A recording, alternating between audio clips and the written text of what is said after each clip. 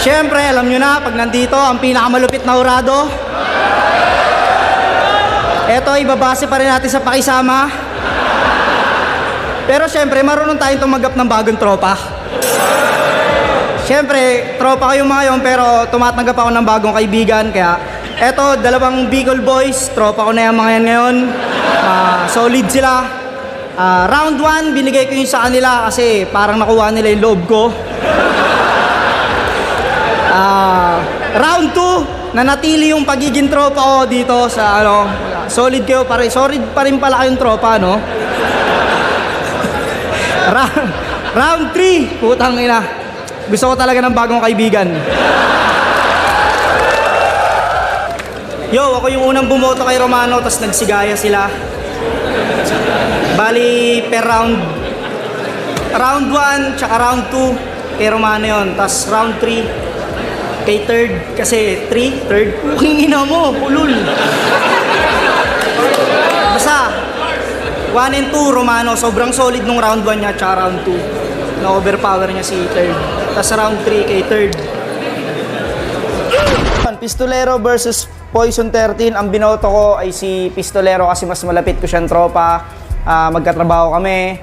Bali, kumbaga doon, yun, kumbaga mas malapit siya sa akin, talagang tropa ko siya. Si Poison kasi matampuin yan kaya parang sablay sa akin yun, pag ganun.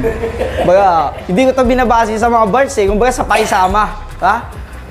Pinakisamahan ako ni Pistol na mas maayos, si Poison hindi ganun ka, makisama. Panalo sa akin, Pistol. Yo, you know the drill! Joke lang, yun naman. Bali, itong battle na to, binase ko sa cup. Ba't kasi kayo bata? Kasi nakita ko dalawa yung cup na pula. Tas di ko alam, parang tatlo sila magkakampi ron. Pero pinagtulungan nila isa naka-blue. Yun, bali sa pakisama rin.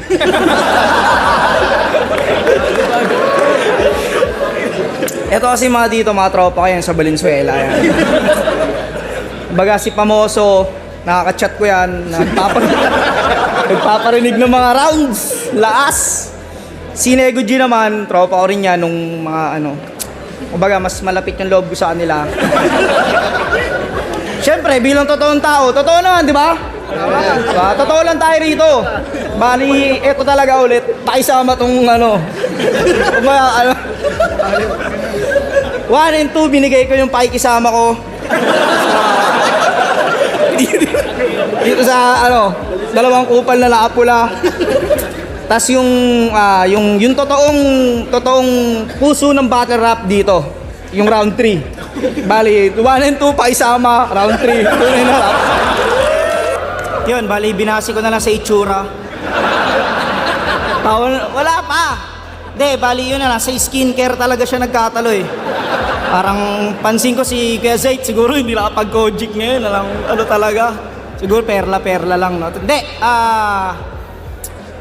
all 3 rounds man, W. Kaya sayang, no? Sana bumalik pa talaga si Kuya Zayt sa ulungan, no?